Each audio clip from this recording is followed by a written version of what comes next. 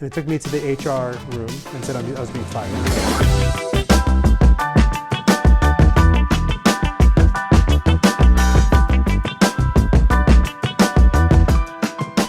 Vinith, I'm very happy you're here. Yeah, I'm now glad to be here. we actually met because I teach your son. He's in my class. That's right.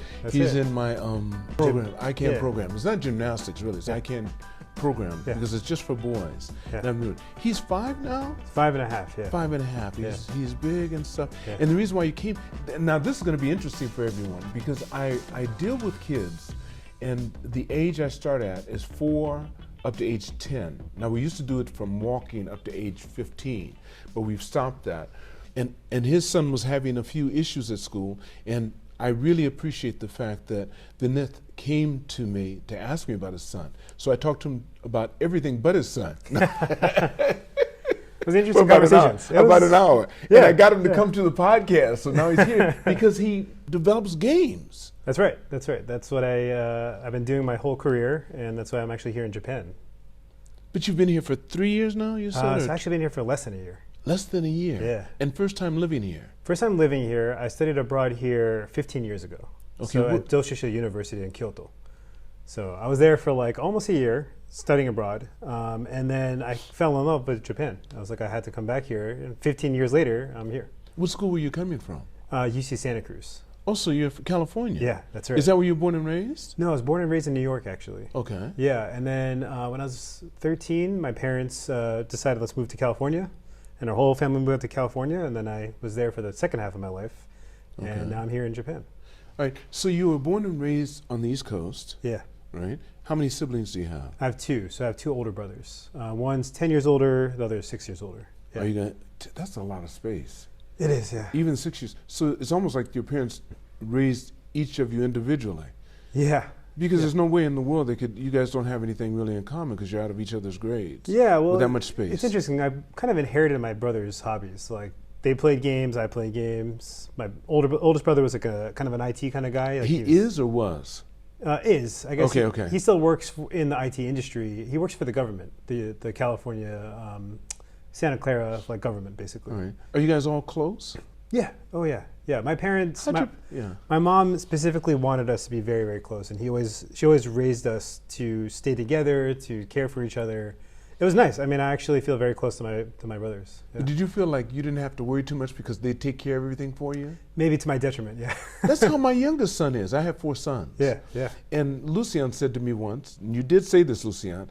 He said, "I don't really feel like my older brothers take care of me all the time because I made sure they were close." Yeah. There's 6 years between him and his older brother. Yes. But I kept them close. Yeah. They have each other's back no matter what. Yeah. And sometimes I felt it was a little bit to my detriment because I didn't say, make sure you guys keep dad tight with you too. I was just a disciplinarian, so they pile up sometimes. I made the mistake of one time of asking one, tell him I'm right. Listen, no, they agree with each other. Right. I was out. Yeah. So I said, okay. Yeah. So to my next, if I ever have to do this again, let's say I come back another life again, I hope I remember to make sure to include myself in the raising of my kids. Yeah. So you grew up in California. Where are your parents from originally? Are they from the States? No, they're from India. So they're first generation immigrants to the U.S. Where in India? So both from North India. My dad's from Gwalior and my mom's from Dehradun, which is like lesser known places, but maybe close to Delhi, you could say. Delhi is the... Okay. Yeah. What kind of, did they have a love marriage? No, it was an arranged marriage, actually. Arranged marriage. Well, that's, traditional. That's why would I know the difference? Yeah. I know the difference. Yeah. All right. Your marriage had to be a love marriage because... It wouldn't normally be expected. Guess what? Here we have your bride. Okay. And it's funny because my mom always expected the 3 of us to marry Indian women. And none of you did? Only my oldest brother did. But me and my was other that brother, arranged? That was arranged. Yeah. This is the game I worked on, The Last of Us Part 2. Okay. So you're working on it, or you finished this? I finished it. This is a game that came out 5 years ago. How's it doing? I mean, it did great. It's one of the best games of all time. By the aggregate reviews of critics and stuff. But also, what about financially for you? I was just an employee of the company, so for me. Oh, okay. It wasn't your company. This is not my game. Okay. I'm making a game now that's my own, which is exciting, and I can talk about that in a little bit. You will. But so the original Last of Us is a game that I fell in love with as a consumer, as a fan. And I was like, this game is my favorite game of all time, and I really want to work for this company one day. And that was my dream. And eventually I did, which was cool. But the story is actually about this, it's a post-apocalyptic story. It takes place in the future with zombies and all that stuff. And is it a shooter game? It's a shooter game, yeah. Okay, it's like a horror shooter game. Right, In fact, they made an HBO series after it based on the same game, yeah. With the same name? Same name, same character, same story. So I can look it up and see it? Yeah, you should watch it. It's a great show. All right, okay. I mean, it's a series? It's not just one movie? So it's a series, yeah. Okay. So there's a season 1 and a season 2, and now they're making a season 3, which is the final season. Yeah.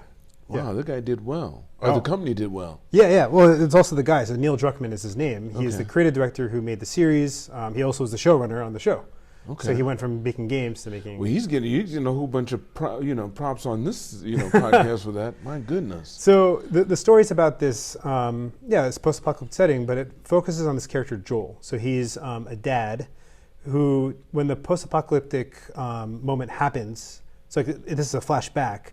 This is when the moment's happening, where like the zombies are coming alive and everything, and he loses his daughter in that event. So they think that they're infected, and the police actually shoot them dead, shoot the daughter dead, and he survives. And so the game takes place 25 years later, after that moment, and he's told to smuggle this girl that is supposedly immune to the disease, and they want to like study her basically. So he smuggles her, kind of like, that's his job. That's how he's getting paid, is to smuggle her. But he's bringing her across the United States. And over this journey, he develops kind of like a paternal love for her. And it turns out, by the end, the only way for them to study her is to dissect her. And so he realizes, like, whoa, they're going to kill her. Like, that's the only way they can. And so he has to choose between her or the world. And guess who he chooses? The last of her. Yeah, she chooses her, and she actually kills the doctor. He actually kills the doctors and everything, and gets her out of there because they were going to operate on her. And so the story is actually a reflection of Neil's own experience having a kid and falling in love with the kid and realizing he'll do everything for the kid. So I remember having Umber, and on the very first day I was holding him, I texted Neil. I was like, I get why. Oh, you're still close. You're very close to them. Oh yeah. He was my mentor. How much older than you? He's 10 years older than me. So he's the same age as your brother. Same age as my oldest brother. Yeah, that's right. Yeah. Isn't that interesting? Yeah, and I grew quite close to him. I mean, I guess the story of Naughty Dog. How many of you were working with him? About 300 people. Yeah. So these games. When did you come in? So I came in 10 years ago. So I joined Naughty Dog. How long was it going before you came in? That company had been around for 30 years. Before I joined. It was one of the oldest game companies in the world, actually. It's been around since the 80s. Wait. He's just one of the guys in this company who had a game idea and they took it on. Correct. So he didn't start this company. No, he didn't start this company. Okay. He came in like the early 2000s. Okay. So this is a big company that gets different people that are skilled and says, look, we'll finance it.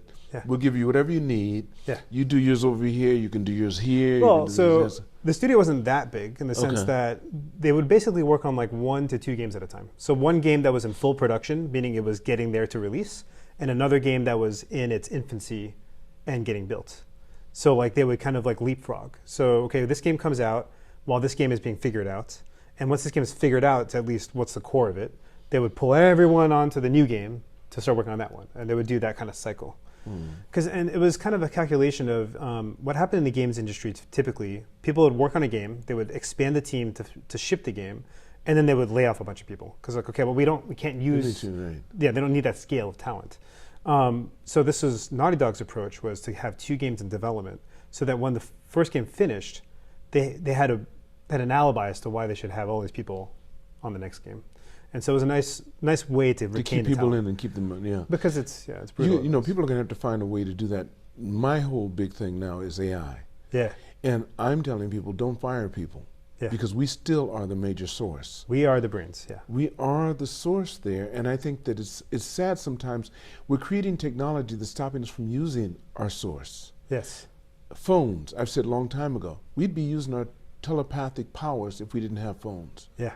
And we have them. Yeah. We do it all the time. We'd be able to fill each other's oars more. We wouldn't depend upon this. Yeah. And we wouldn't worry about AI. We can do everything it's doing. We can calculate that quick. We can do. because it's mimic after us. Just imagine if we developed this brain that we use 1/10 of or something like that. Yeah. My goodness. Yeah. But I love AI because it is a replication of us. It's a replica of us. Yes. In so many different ways. But it is not sentient. It's silicone. Yeah. But they are starting to print on stem cells. I saw that video recently, and Now that might become sentient. I was fascinated by that. I was watching, like, God, this is true sci-fi. Like, Even brain now cells it's growing true. on a silicone. Everything we're doing is sci-fi. If you've seen Star Trek, everything that I remember when I was in high school, and it was math class. I forget, not a high math. It was like geometry or something like that. Sure. And the teacher we liked because he always fiddled with this stuff, and he lived in the neighborhood. And he said, "You know, the scientists are told to go home and watch Star Trek because the creative ideas they had of stuff could help to spur." And they were doing it. Look, we've done it. Yeah. I mean, you look at this CD right here. It's just, can you believe this? It's hard to. It is hard to believe, but it is, and we're doing it. And I look at this, and whenever I look at stuff like this, I think about abundance and why we sit back in our little minds and think lack all the time. Right. And we live in abundance. It's just, we never think about the next breath we're going to take, but we have enough to last us for the rest of our life, and we never think about it. Yeah, we never do. Yeah, and we have so much of it, right? Wealth is the same thing. Yeah. But we always make it difficult. We make it difficult. Yeah. I think because we always want more, you know. You know, there's only so much. And it's not that we really want. If people understand what they really want, it's not the money, it's what it can be exchanged for. Right. Good health, travel, experiences. Once you start to understand what you really want, and AI is forcing you to now. Yeah. Because a lot of people are saying, I've tried this game, I tried that one, this and that. And I didn't think, what was your goal? Yeah. If you were obtaining the things you wanted and you knew, and then you applied AI to it, you'd have gotten a lot faster. Yes.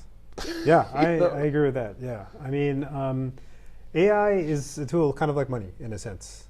It's like what? AI is a tool kind of like money. That's true. It can be. Yeah, it can. It's what you exchange it for, the time and the energy you expend in it. It can be done much quicker. Yes. And you don't need as much energy.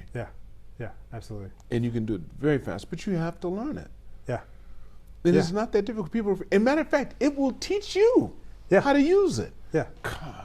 I mean, in a way, it's to me, I look at it as the evolution of the search engine. It is the next version of a search engine. Mm-hmm. It's a tool. People have to learn how to use Google, how to use it effectively. There's actually better ways to use Google than people realize. You know, certain keywords and combining keywords and using like double quotes to like make sure you get an entire phrase. People learn that stuff over time. This is like the next level of that. It's like how to use AI to search for stuff in an efficient way, how to prompt it properly. I mean, it's a skill in its own sense. But everyone's going to start using it, and it's intuitive. That's the cool thing about it. I think so. It is so intuitive, and the prompting that they tell you need to be a professional is not necessary anymore. Yeah. You can use plain language and go through, but you're still only going to get the quality that you put in. Yes. If you put in poor quality, you're going to, because it's always going to try to please you. Yeah. But it doesn't know. It's like having staff. If you have, you can use it. Your agents you use as a staff. But the same thing I say. You start off with the AI, or a child. What information you give it, and you see it reflecting back, and you get upset, it's because that's what you gave it. Yeah. You know, I actually kind of look at it like being a manager. You have to be. As someone who's managed people, there's an art in prompting them of like, what do you need to see from them, how to motivate them, but also be clear on what the results are that you're looking for. And I feel like that's where I've got the best results using AI, is when I'm very clear about the parameters of what I'm looking for. And if I can give it that, it can give me really great results. That's right. But it is that quality in, quality out. That's right. I'm going to take you back a little bit. What's your father do? What kind of work did he do? So he was a researcher at IBM. Okay. So he was like an electrical engineering and computer science background. He researched algorithms. He helped make processors more efficient in like the 80s and the 90s. He worked on like Intel processors. He actually did an analysis on the assassination of John F. Kennedy. And he said, "Oh, I can't tell anybody about this." Yeah, there was details there. I better be quiet about that. But there was like, because there wasn't just one bullet that went around. This magic bullet. This is shoot. Yeah, looked like this cat was hit from a lot of places. So like he did a lot of interesting research. he retired kind of early. He actually achieved like a fellowship status at IBM. So they have like a yearly election of who's like the fellow of the year, and so he was the fellow of the year for one of the years. So I'm proud of what he did. I think How old is he now? He's 70. He's 78. 78. He's Yeah. still a spring chicken, man. This guy's so young. And Well- your mother, was she professional, or did she? She was mostly like a homemaker. She took care of she did the heavy lifting. Oh yeah, yeah. That's She- a very classic in Indian families. So Yeah, the mom takes care of the family, the dad brings in the money. That's It's a right. very classic structure. Yeah. That said, I mean, I appreciate what my dad did for me as a kid. So he taught me the value of money. He taught me that. How did you sense- go about how do you do that? Oh yeah, so this is interesting. So early on, first off, they had me do jobs at home. So I would like mow the lawn. We had a huge lawn. It was in the suburbs of New York, so we had like this big lawn in the backyard, and we had a tractor, believe it or not, and I would drive the tractor around and mow the lawn. At what age? I was like nine Okay. or 10. I was driving this tractor. Like thinking back on it now, I'm like, wow, that could be really dangerous. But It's only as dangerous as your knowledge of it. So yeah. And they taught me and everything. So I used to get paid for that. And then what my dad would do is he had like a little checkbook, and he would log my money. And when I wanted to spend my money, he would take it out of my checkbook, and he had this ledger showing me how much money I had. And so he made me very aware of like, this is how much money you have. This is the means you have to spend, and this is what you're going to work within. So funny enough, I feel like I learned a lot about the value of money through that. And I learned how to save, and I learned when to spend and like when not to spend. And he really makes sure when I spend my money, are you sure about that? Are you sure you really want that? This is like this much of your money. And like, it's like, oh, wow, okay, maybe not, and I really appreciate that. I feel like one thing I recognized growing up in America is that a lot of people I knew didn't understand. They don't teach you that. They don't teach you it. And I That think is it's a not really, they should, but no one's taught that. yeah. And that's not just in the U.S., I would say. That's throughout the world. Yeah. If it doesn't come through your parents or some close relative who really sits you Yeah. down and gives you that economic knowledge, Yeah. you won't have it. You're going See- to bend up like that's why credit works around the world. And Yeah. You're talking about like wealth. Wealth is a tool. I also feel like wealth is freedom in the same way.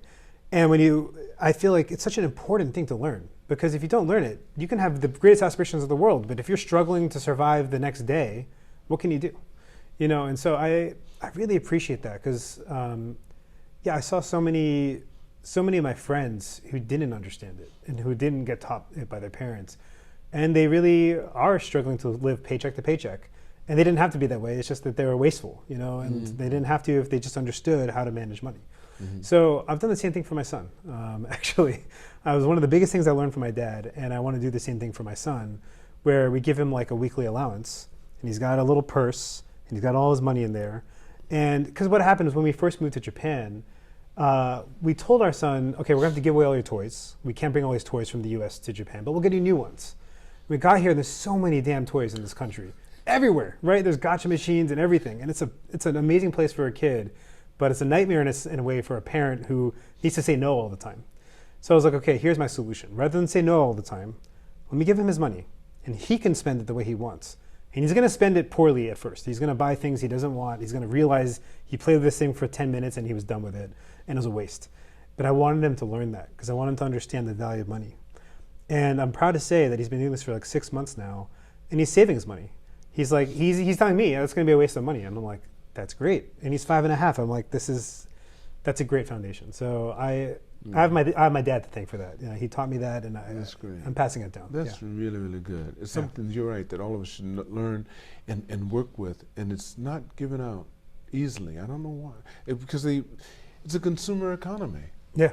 and people won't consume if they're taught. Yeah. Right. But a lot of people will be out of business, so this is not to their benefit to let you start thinking about what you have. Yeah. Just spend it. Here's some credit. Credit Don't worry cards, about yeah. it. That's right. Yeah. I remember watching my father cut up all of his credit cards. Yeah. And I said, why? That's a powerful move, yeah. He said, don't need it. Yeah. And I remember my son, when he came back from New York, my oldest, Yeah. and in the States, well, not just a lot of places, they continue to send you a bill, Yeah. even if you've paid them off, Yeah. because it's automated. Yeah. Listen, we didn't know it was, and you still pay this for 5 years, Yeah. and people that are in debt continue to pay because they think it's a debt that they still owe. No, yeah. Yeah. Because they've never looked at what they owe. Yep. So they continue to pay this. It seems small, but it adds up. Yeah. That $5 ends up adding up every month for so many years. Yeah. So my son came back, and I said, Lance, you can do one or two things. You can write them a letter and say, show me where I owe you. Yeah. Show me some of it, that I owe you. Yeah. Or you can just forget about it. And they'll stop eventually because they can't press you for something you don't owe them. Yes. They have to come up with proof. Yes.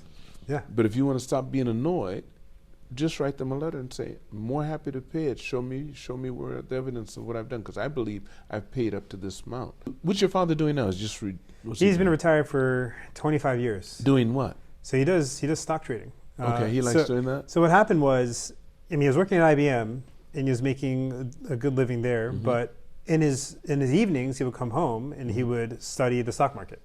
And using the same concept of math, because he was a true mathematician. That was his his PhD was in math. And so he used those skills to figure out ways to beat the market. He was like, okay, let me use methods and algorithms to basically understand trends and therefore try to always beat the market.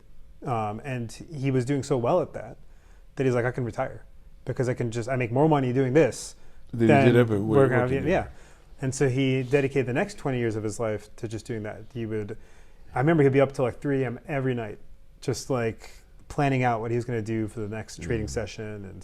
And he'd always have his laptop with him on vacations because not having access to the internet for a couple of hours could mean thousands of dollars lost. So he was very in it for a very long time, and he did good. He did good. I know several guys here that are doing that, but I think that they usually have a certain system they work on. Yeah.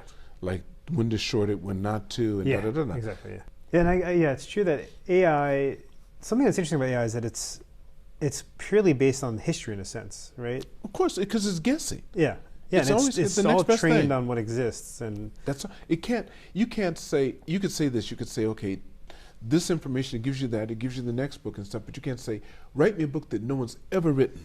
And this is interesting. How's it going to do that?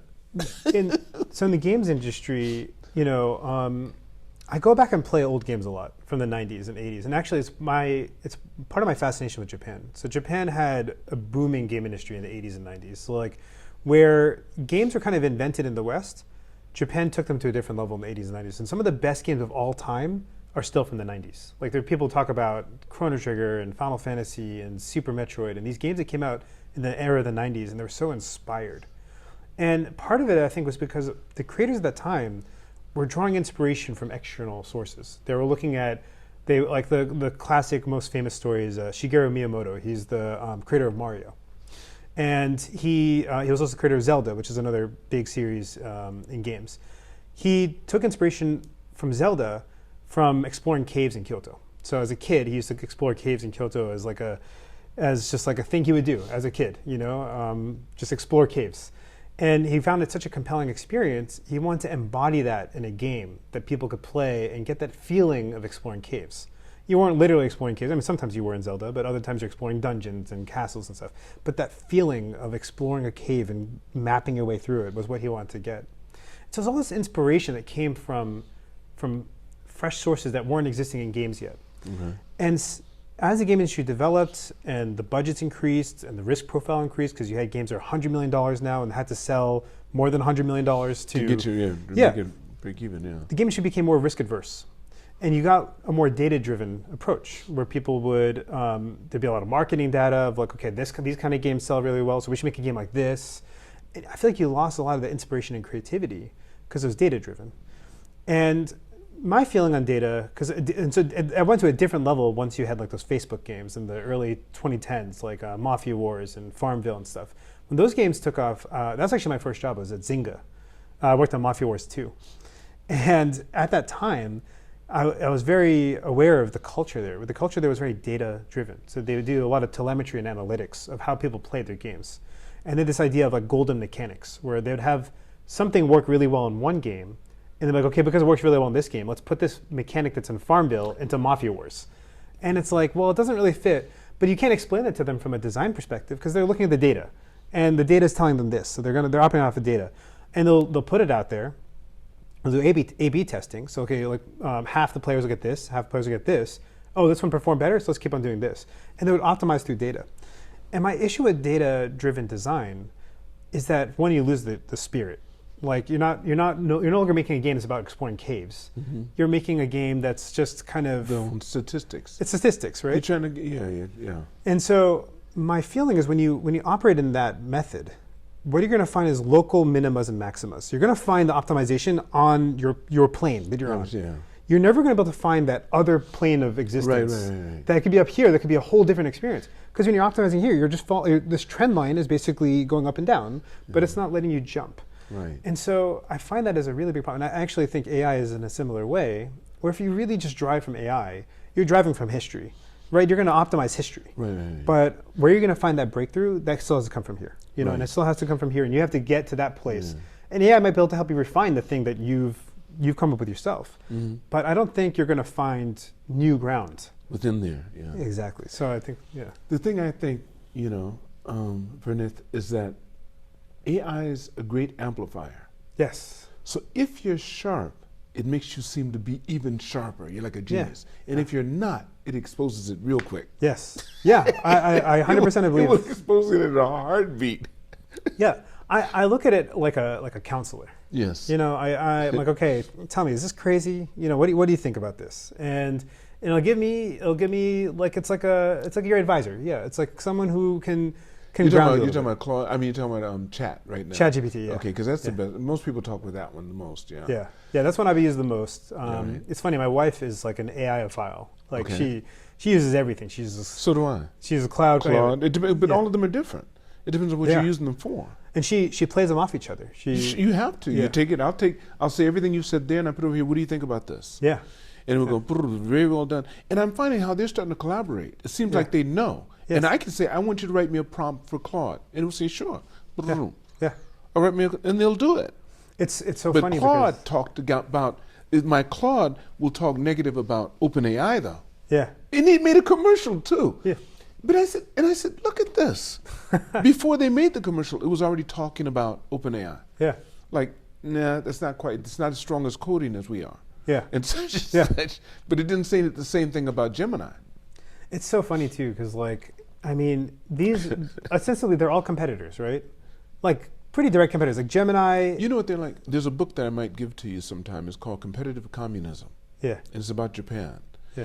People like to think Toyota is competing against Nissan. Right. And Nissan, no, they're not. They believe in ware. It's for this country. But it appears it's like in America when Cheerios was talking about Fruit Loops. Same company. Right. But they want you to think they're competing because people like to see a competition. Right. That's why we have the Olympics. That's why we love pro wrestling. Yeah, it's if without that, people don't want to, I don't want to see it. If you're not going to fight, I don't want to be here. Yeah. But if you're going to fight, yeah, everybody, you're intuitive. You want to see it. Yeah. So they create this fake competition. Those guys at the top are already at the top. They're too big to fail. Trillion, come on, trillions of dollars? Right. There's the same we used to say when I was an investment consultant. If you owe the bank $1 million, the bank owns you.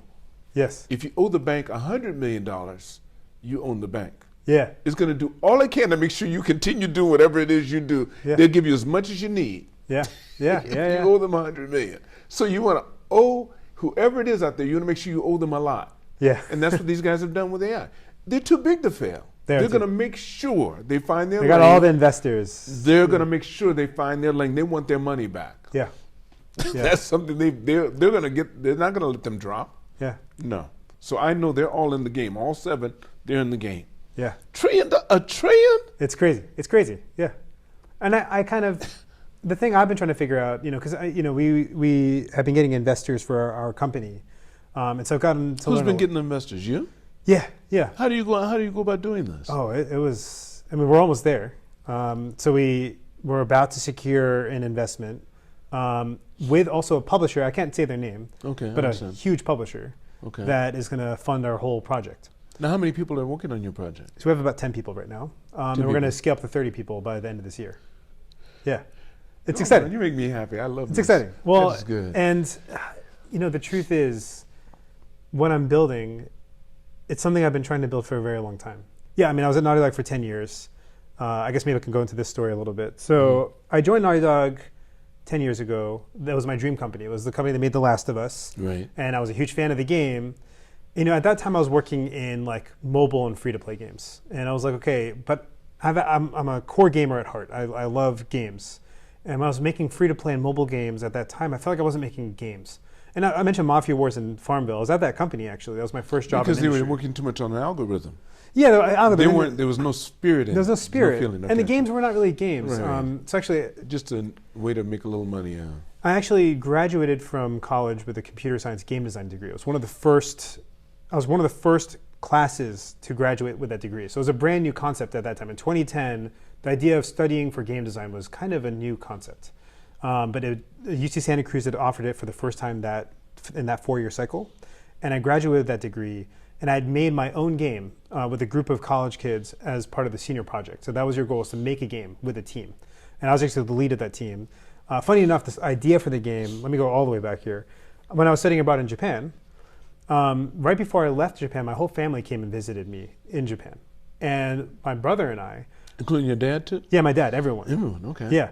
And this is their first time? This is their first time ever. Yeah, and so I'd been there, and just before I left, they're like, oh, let's make a family trip out to visit you before we all go back to the U.S. And you were where? I was in Kyoto. Kyoto, okay. Yeah, but we went to Kyoto and Osaka, and we did the whole... But you didn't come to Tokyo?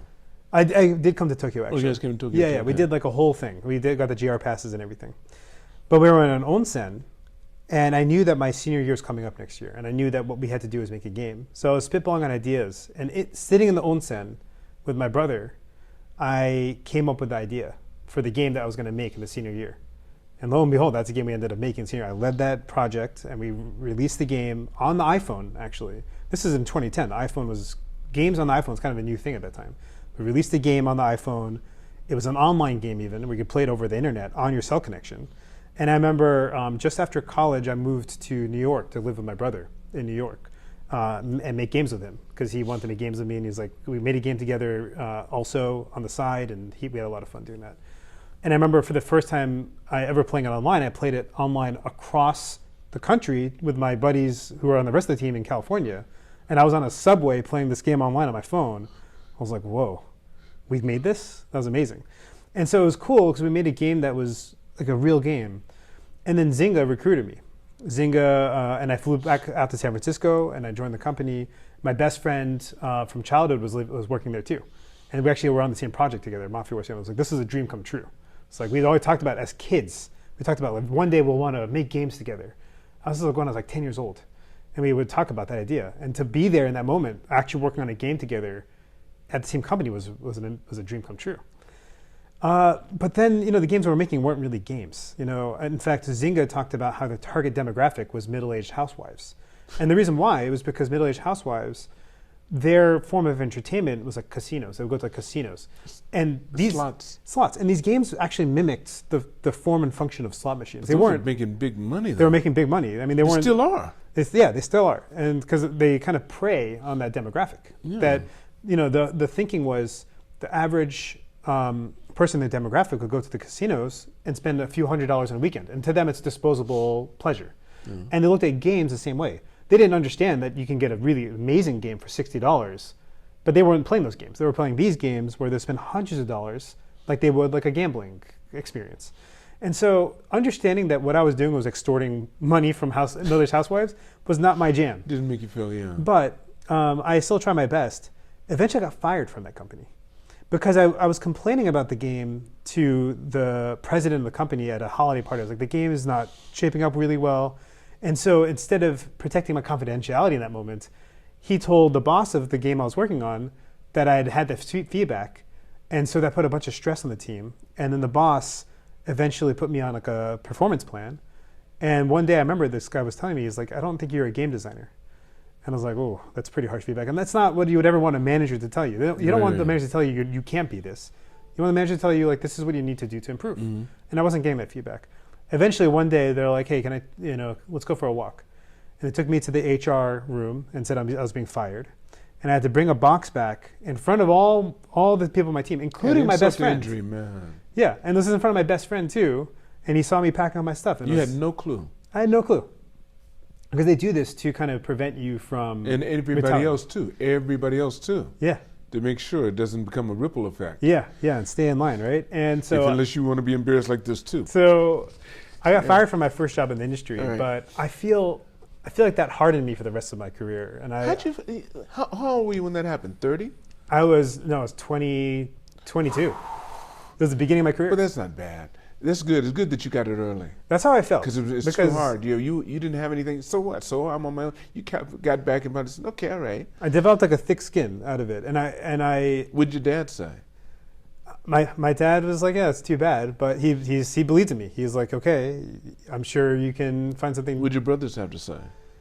I mean, I think in some ways they were relieved for me that they understood that Zynga is not like a. Because you're already telling them. You told them how you felt about it. Yeah, and they, I think they understood that I was in the right. Like I was giving feedback on the game that I was working on, and there was. But how'd they let you go then? I mean, don't you have a contract that you could say, wait just a minute, unjustified firing? And no, do you ever think about going that route? It's in California because it's like it's at will employment, So at the end of the day, it's on both sides. I could stop the next day if I wanted to. Okay. Yeah, that's just what it is. At will employment. First time I've heard that. Look, it's a blessing in disguise because I ended up getting a job the following week because Zynga was a hot company at that time, and so there's other free-to-play mobile companies that. If you work at Zynga, they want to snatch you. They're like, yeah, you got the knowledge, you understand how they make their money, we want to understand how you make. But you had a non-disclosure too already. You couldn't.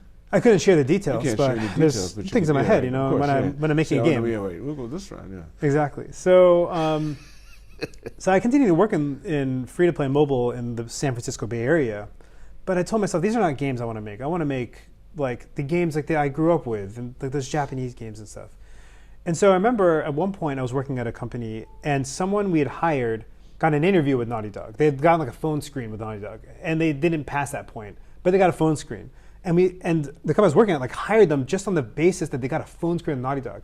By the way, Naughty Dog is one of the most renowned companies in the world. Now, when you say they get a phone screen, you mean they got to talk to them online or something? Yeah, they got to talk to them. They got just the first interview. So getting an interview meant a lot. Meant a lot, exactly. And when we hired this guy and we started working with him, he was a designer as well, a game designer like myself. I was like, man, if this guy could get an interview at Naughty Dog, like maybe I could. And I saw this job listing, and I was like, I feel like I meet the qualifications. I'll just try. I'm going to just shoot my shit and try. Like whatever. What do I have to lose? Like a rejection, I guess. You already had a big one. Yeah, right. Yeah. At that point, I developed this thick skin, and so I applied, thinking, you know what? I'm never going to even hear back. But I heard back. I did the phone screen. How long? Like a couple of days, and I got the phone screen, and I did the phone screen, and it went pretty well. I felt. Well enough that they gave me a test. What kind of questions did they ask you? It's a bunch of technical questions, actually. It's like math questions, graphics, because it's like a technical designer role. So it's both, you have to know how to program and design. And that was like the what kind program do you have to know? Just general program. So I mean C++. C++. You know C++? So I know C++ because I studied computer science in college. So what? A lot of people don't learn C++. They go straight on to like JavaScript and stuff like that. They do JavaScript and what's the other one? Python. Python's the easiest thing. Yeah. Games are still coded in C++ because games are pushing the limits of what the hardware can do. And Python and Java won't do it because they're interpretive languages. The act of interpretation takes time. Like it slows it down. It slows it down. C++ like goes right down to the hardware. Yeah. So it's very fast and very performant. So all games even today are made in C++. Wow. So anyways, they asked technical questions. I passed that. That's a screener they do. And of course I did many of those once I joined the company and started interviewing people. And you filter out lots of people because lots of people apply to Naughty Dog. And so you filter out by that so you don't waste anyone else's time. If like, okay, they don't have the basics of technical skill, then no need to talk to them. It doesn't matter what the design brain is. Right. Because then the next step is your design brain. Do you have a really good sense for game design? Can you understand how players think? Can you understand how to design an experience that gets the player to feel like they're playing this experience and not feeling the systems behind it? So like Naughty Dog is a very cinematic focused studio where they made games that play like movies. But it's a single shooter still. Yeah, they're shooters, but they're shooters with a story. Okay. And they play out kind of like a movie, and like these scenes that feel like you would see in like a blockbuster Hollywood film, but you're playing it on the controller. So when do you end? What's the ending of the game? So the game, it's like a movie. You play you have a beginning, it's a premise, and then you've got the conflict, and you play through the conflict, and usually there's like a final battle you have to fight that then gives you this ending. And then what's the ending? And well, the ending is usually like you save the world or something like that. Right. And then what happens after that? Then you're done. Well, then you have to get another game. Then you have to get another game, exactly. And so a lot of How studios. long does it take? Well, you estimate how much time does it take to get through the game? See, I never got into gaming. Yeah. So except for Dungeons and Dragons, you mentioned. I just sat down with them here and watched 2 hours as they killed 2 trolls. Yeah. And there was about 7 guys, 8 guys. Yeah. And I watched them do it. And they're your age or older. You're 30, what? 38. 38. Yeah. So that's about their age. Yeah. And they were into it. And they had some props and everything. Oh, yeah. So I sat down with them because I've never done that. Yeah. And I wanted to see because I know I'm about to get involved because what I know, you guys don't because you haven't been on the planet for 7 decades. Yeah. Yeah. So I think, and I've always been creative. Yeah. And that's why I find this so easy for me because I understand what people want. That I have to or I couldn't be where I'm at. Yeah. Yeah, absolutely. But you want to put them in a situation, and it's through games. Yeah. People want to feel like they can be in it, even though they never may be in it. That's why virtual stuff is going to go so well. But I think the thing that's going to really take everything, the virtual stuff, is what made the internet go: sex. Yeah. It is. That's right. When guys can get a virtual experience of doing the things they can imagine. Those things exist. And Japan's already done. Yeah. Come on, these little kids, they're not there playing games. And some of them don't care if you see. Yeah. Yeah, I know. Yeah. I see on the train sometimes. Yeah. I don't even ride the train. By the time I get on there, I said, yep, it's already here. Yep. Because they could care less. Yeah. They're in their own little world. That's the one thing about here. So immersion is the key. And that's right. A lot of what Naughty Dog did was they made games that made you feel like you were the character. You were one with the character. And that's an advantage games have over, film and TVs. You're playing as the character. Right. So it's an emotional resonance. So when I was talking about that character in The Last of Us, the dad, right, who eventually has to kill the doctor to save the daughter, not the real daughter, but the girl who's basically he feels is his daughter. Right. You're the one who pulls the trigger. You're the one who aims the gun and kills the doctor. Right. And you feel that moment. You feel that you just ended humanity's chance at survival because taking them out, yeah. And I mean, you don't have a choice ultimately because the game plays out. That's the only way it plays out.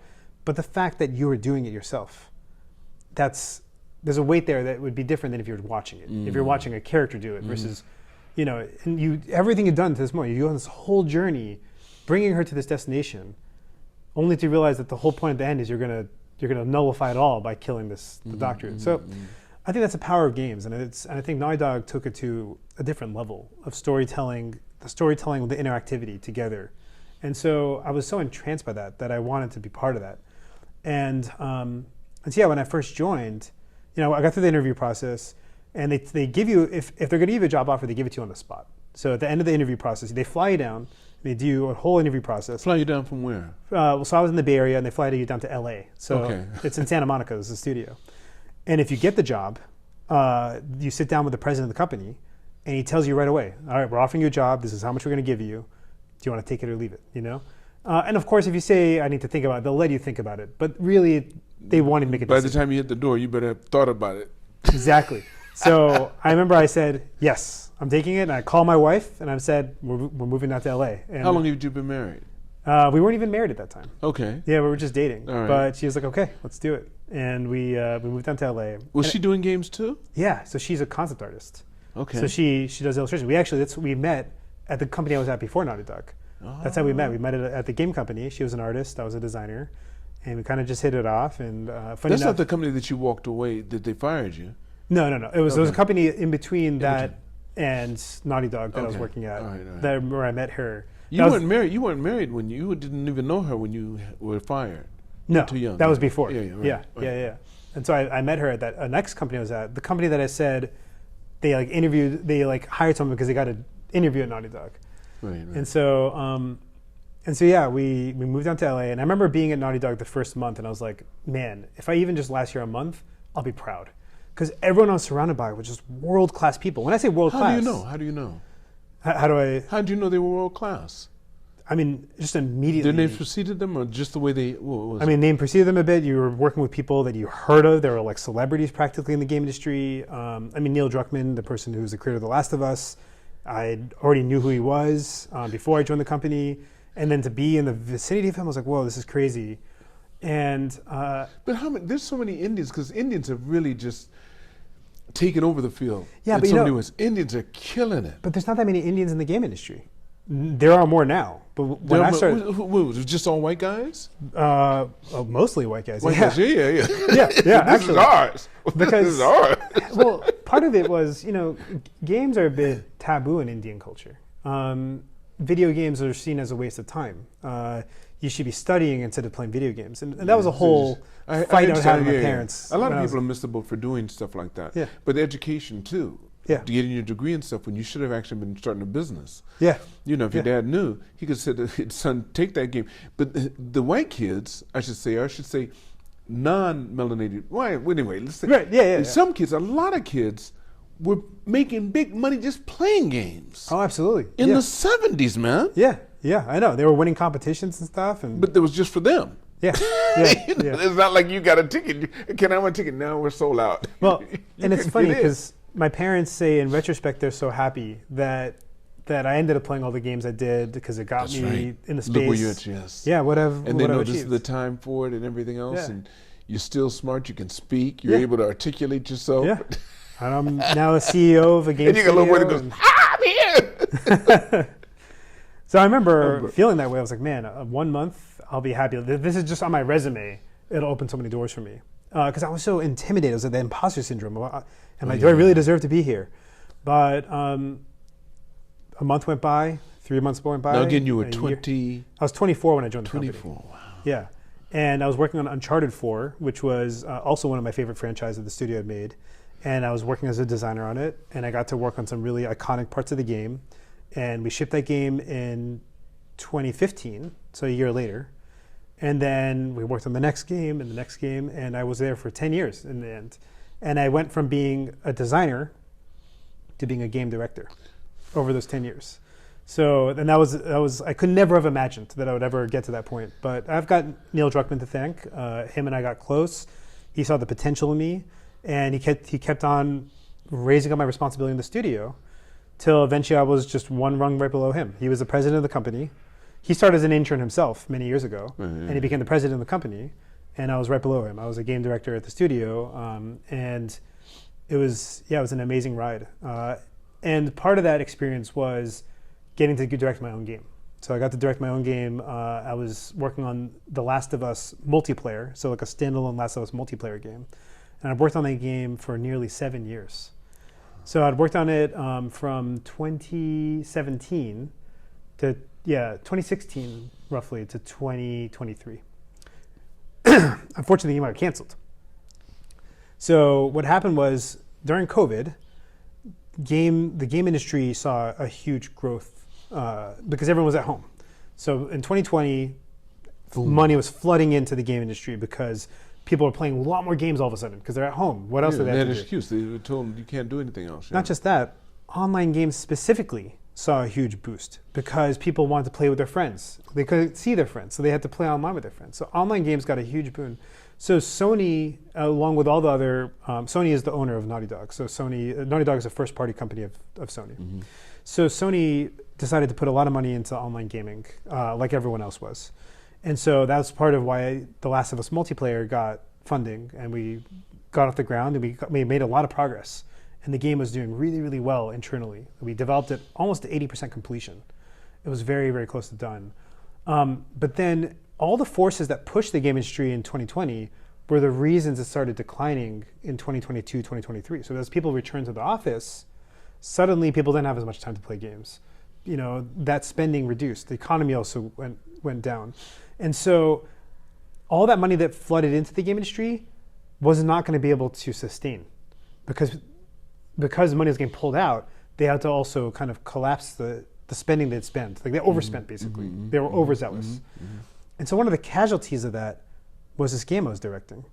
Basically, at one point, a decision had to be made. Okay, make this game or make the next game that Neil Druckmann was directing, the president of the company. And so kind of naturally, you can understand what happened there. Mm-hmm.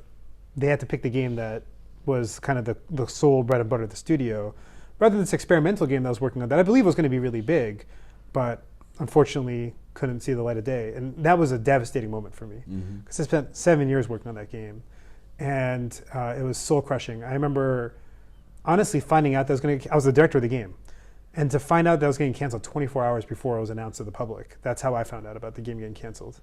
And it was just unfortunate. And they have to do that because they have to control the messaging. And did that hurt you more than being walked out of the office with your box? 10 times more. Because this is something I really cared about. Yeah, but you had so much invested in 7 years of investment. And you remember I was telling you, investment, yeah. You remember I was telling you that what inspired me about the games of the 90s was they came from a core inspiration of something from outside of games.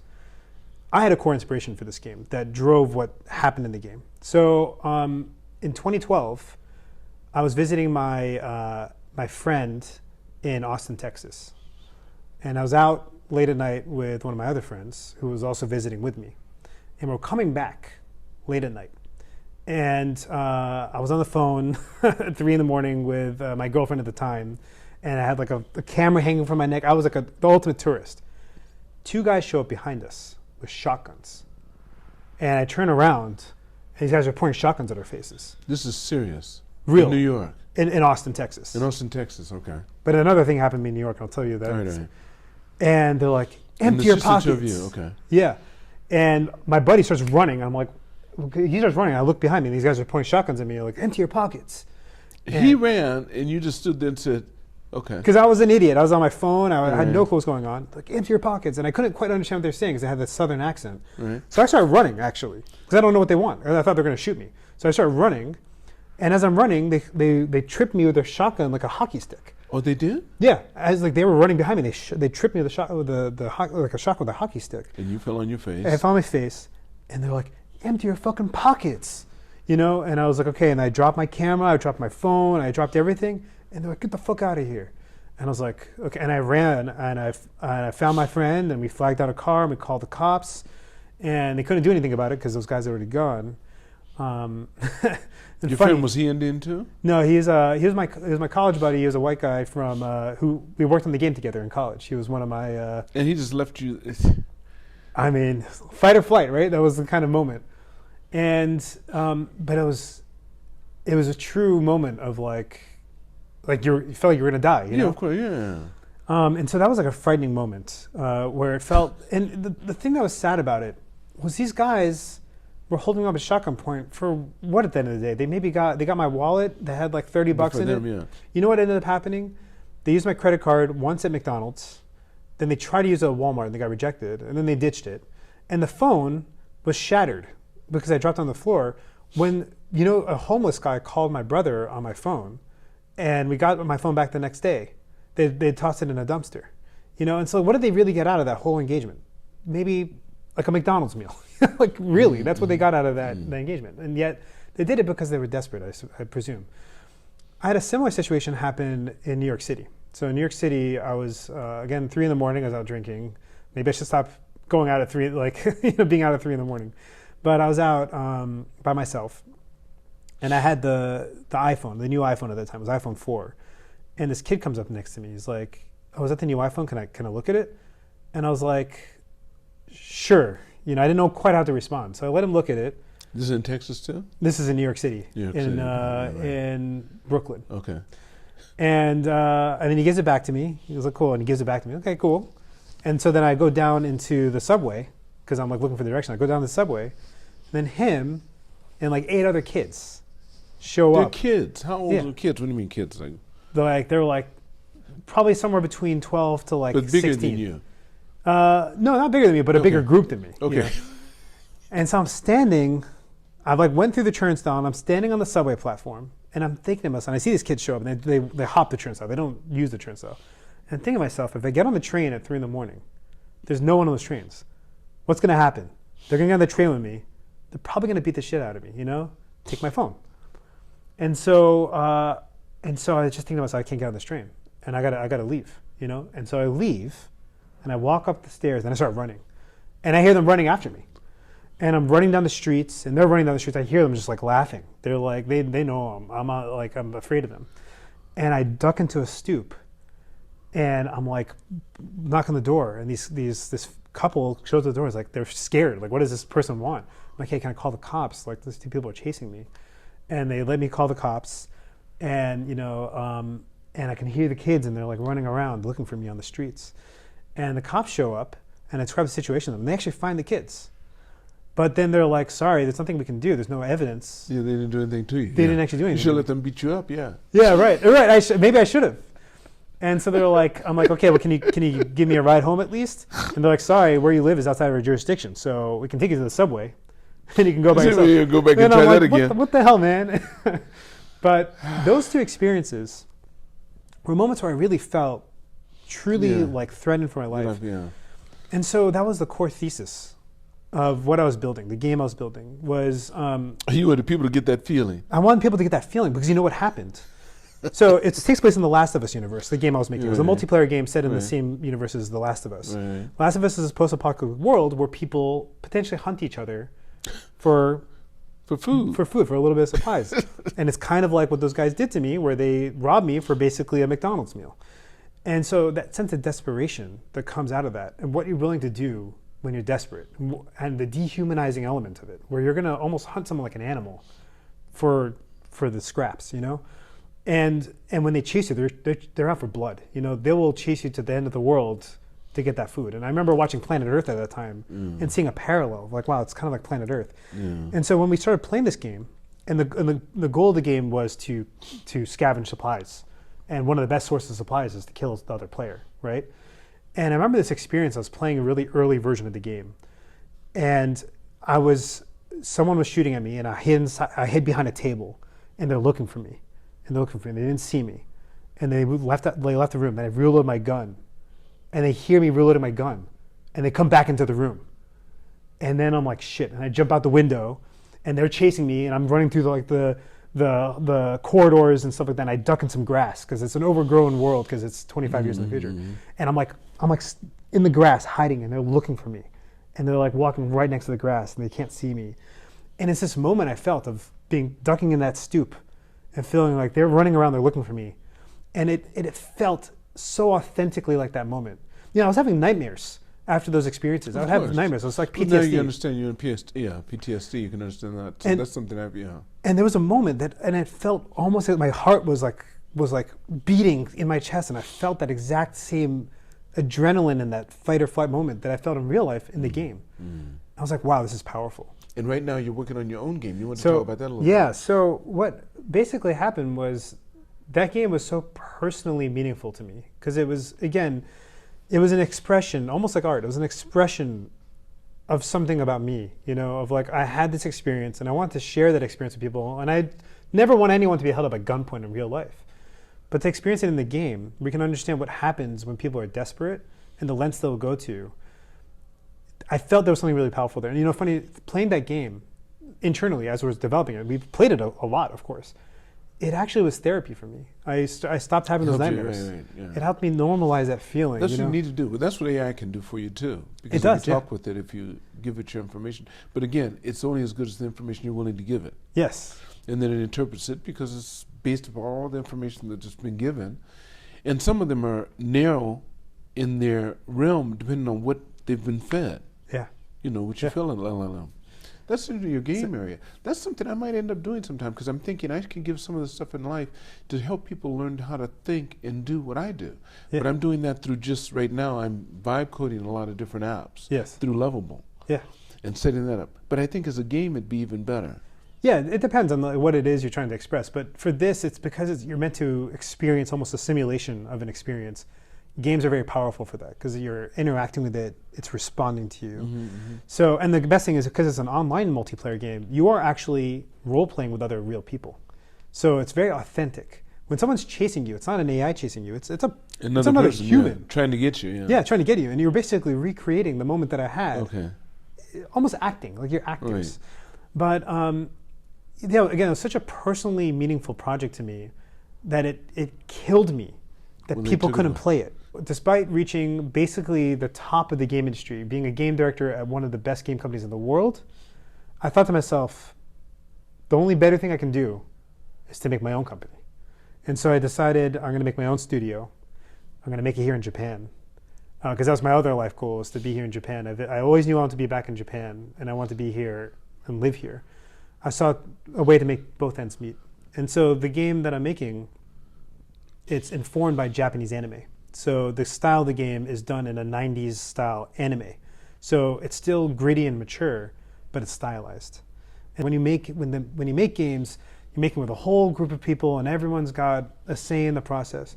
And Japanese game development is very different. Japanese game development is very hierarchical, very top-down, very vision-driven, you know? Right. And I love that. Oh, you do? I love that. You prefer that than everybody putting in a little bit of... But it's interesting. I actually love both. Okay. Because I've spent a lot of time in this sphere, and I see the value of it. You get a lot of perspective, and it means your game is very well-rounded. You have a lot of nuance. There's a purity you get when you get that directorial style of... Right. That's going to be his feel, Yeah, and you're going to get something that's really, really pure and expressive. To me, though, I'm interested in how you hybridize those two concepts. Because I think when it's too democratized, you dilute the vision, you dilute the message too much, because it's just too much perspective.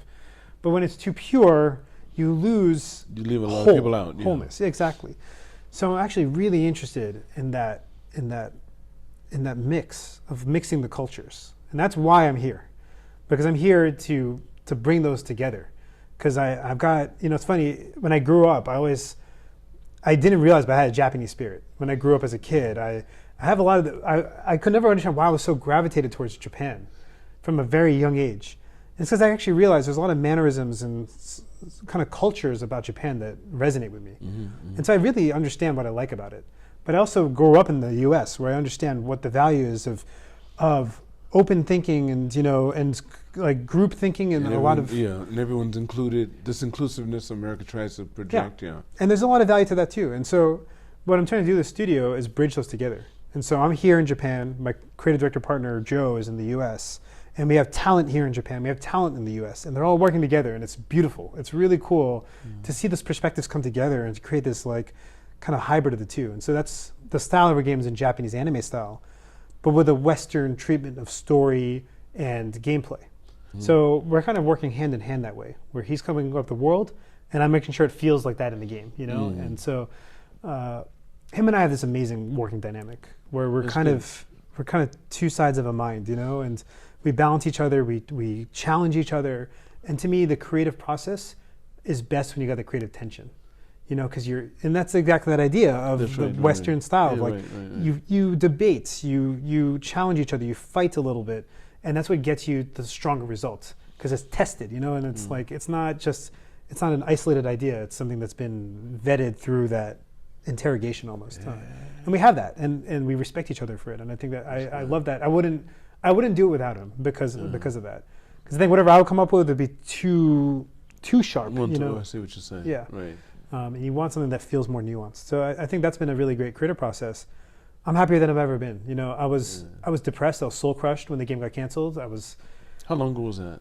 That was 2 years ago. 2 years ago. Okay. And I was at Naughty Dog for another year after that, actually. Oh, you went back to Naughty Dog. So the game was canceled. Oh, the game was canceled, but you stayed with them. I got you. They made me a game director on one of their future games. And how long you stayed with that for a year? I was on that for a year, and so after a year, I decided, no. I'm going to take the plunge. I'm going to take the risk. I was very well paid at Naughty Dog. I mean, I could have been there, and the prestige of being there as a studio that's one of the top studios in the world. People would recognize me and come up to me at game convention, and be like, "Oh, you're that guy," or like, "You're practically a celebrity." And there's a cool feeling with that for sure. But was it worth it to be there when I could be doing the thing I really want to do? And so for me, it was worth that risk of making the jump.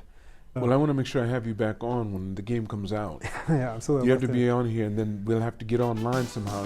Get online and start to play the game. Yeah. And feel it. Yeah.